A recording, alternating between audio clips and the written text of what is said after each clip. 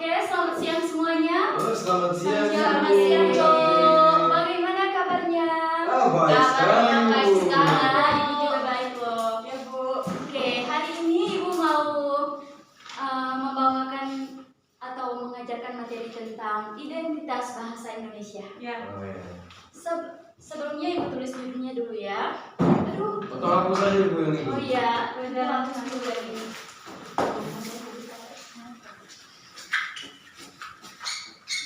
Kelas 9.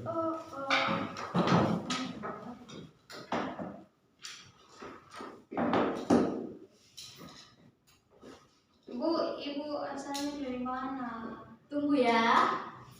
Ya, Bu. Oke, baik, Bu. Ya, Bu.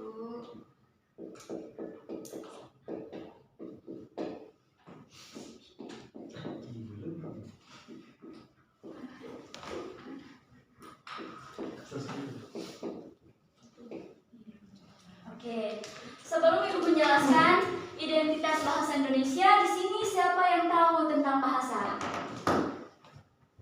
Ya, bahasa. Sebelum kita masuk ke bahasa Indonesia kan kita harus tahu loh bahasa itu apa. Ya.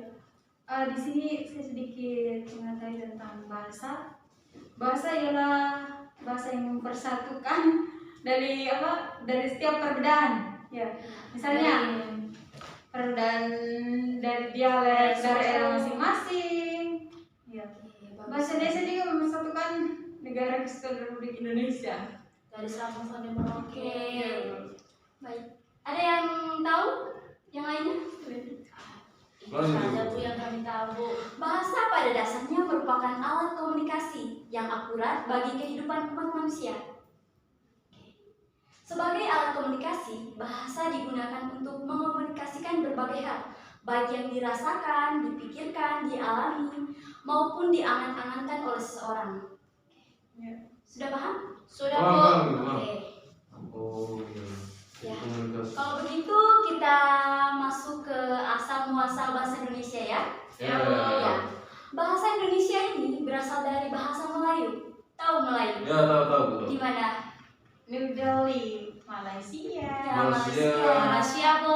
Oke, pintar ya anak-anak saya. Pintar Bu. sekali. Didikan dari dulu. Bahasa Melayu merupakan sebuah bahasa Austronesia yang digunakan sebagai lingua franca atau bahasa pergaulan. Tentang penyebaran penutur, Robert Bruce menyatakan bahwa bahasa penutur bahasa Austronesia merupakan fenomena besar dalam sejarah umat manusia. Untuk pertama kalinya, istilah bahasa Melayu disebutkan sekitar 683 sampai 686 Masehi. Angka ini tercantum pada beberapa prasasti bahasa Melayu kuno dari Palembang dan Bangka. Prasasti-prasasti ini merupakan menggunakan aksara pahlawan atas perintah Raja Sriwijaya yang berjaya pada abad ke-7 dan ke-8. Sekarang Ibu masuk pada kelahiran bahasa Indonesia. Siapa yang tahu bahasa Indonesia lahir pada tanggal berapa, tahun berapa? Belum tahu. Masa? Ya, serius belum tahu. Kalau murid-murid Ibu nggak tahu berarti murid-murid Ibu belum tentu orang Indonesia loh. Ya, soalnya Pernah belum. ikut apel Sumpah Pemuda? Ya. Nah, oke. Ya, Ibu jelaskan ya. Bahasa Indonesia dianggap lahir atau diterima keberadaannya pada Sumpah Pemuda 28 Oktober 1928 yang menyebut sebagai Bahasa Persatuan Indonesia. Namun, secara resmi bahasa Indonesia baru diakui keberadaannya pada tanggal 18 Agustus 1945. Oke. Apa yang kalian ketahui pada tanggal 18 Agustus 1945?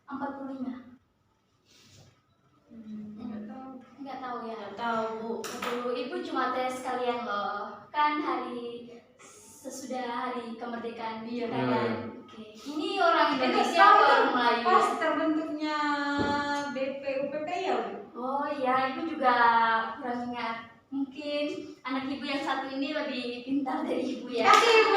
Terima kasih.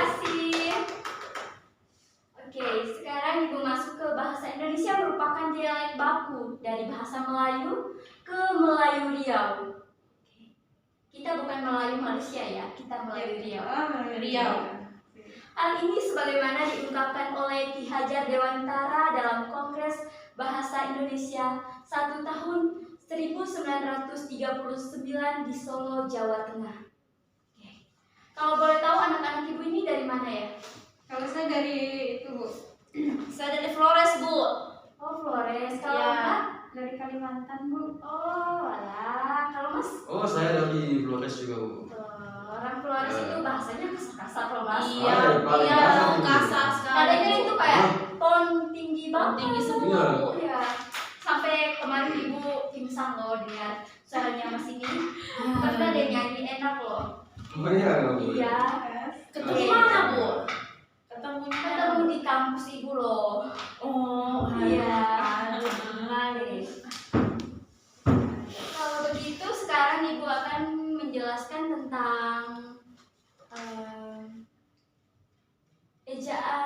ejaan ya. Di sini banyak ejaan, jadi ibu mau jelaskan pertama ejaan Van Ophugisen. Ibu tulis saja.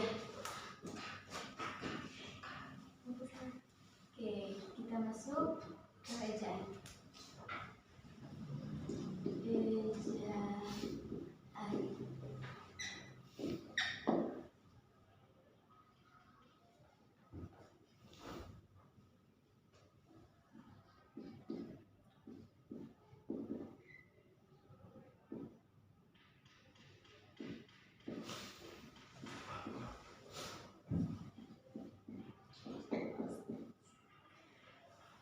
Ibu. Iya. Lanjut, Bu. Oh, kamu genit deh. Kan Ibu cantik.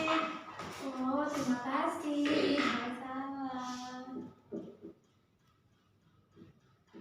Oke, ini sulit banget ya bacanya.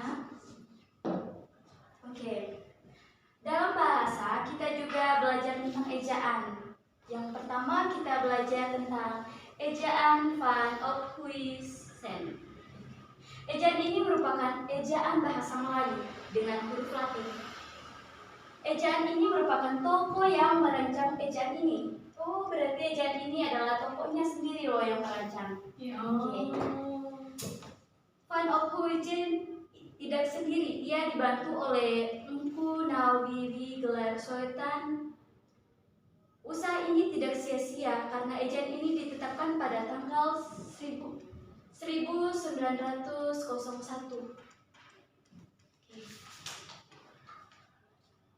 Ciri-ciri dari ejaan ini yaitu yang pertama huruf J misalnya jang, paja, sajang, dan sebagainya. Lumayan sulit ya, soalnya anak ibu yang satu ini kok topan enggak, Bu? Lagi mikirin apa ya? Pasti lagi Ibu. Oh, ibu kira lagi lapar jadi mikirnya aku lama kenapa? Oke. Yang kedua huruf oe, dan e. Iya, pintar sekali. Makasih ya, Bu. Oke. Kasih Ibu. Oke. Misalnya goero, itue. Oke. Goero. Oke, pintar sekali. Yang kedua kita masuk pada ejaan Soewandi. Ejaan ini dipilih pemerintah Indonesia di masa-masa awal kemerdekaan untuk menggantikan ejaan Van yang pertama tadi itu. Oh iya. Ejaan ini resmi menggantikan ejaan ini Van pada tanggal 19 Maret 1947. Karena berdekatan dengan proklamasi, ejaan ini disebut ejaan Republik.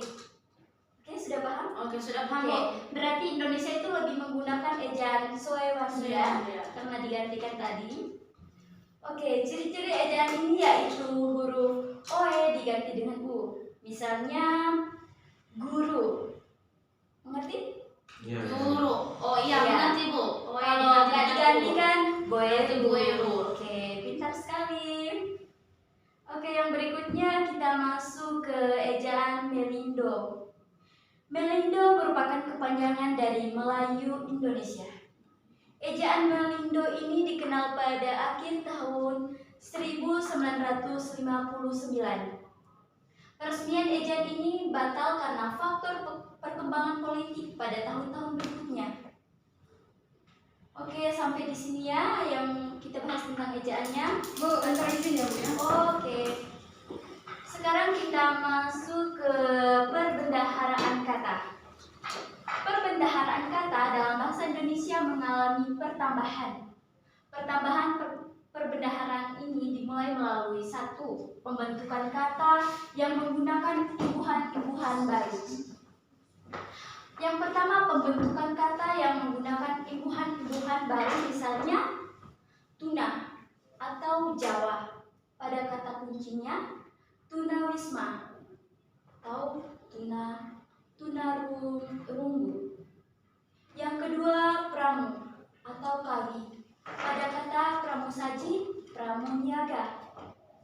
Yang ketiga, wira atau sansekerta. Pada kata wira usaha, purnawira. Yang keempat, nara atau kawi. Pada kata narasumber, narapidana. Bu, izin Bu instruksi.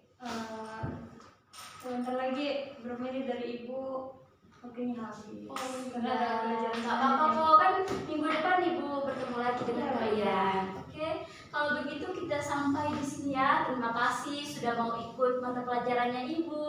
Oke, Bu. Ya, Oke, mari kita tutup ya. Mbak Minta boleh dengan doanya? Ya, baik Bu. Setelah itu mari kita mengajukan dalam doa. Bapa dalam kerajaan surga, Allah Tritunggal, Bapa Putra dan Roh Kudus yang boleh menjaga kami sampai pada saat ini, terutamanya kesehatan, kepercayaan kehidupan yang masih Engkau percayakan kepada kami hingga pada saat ini.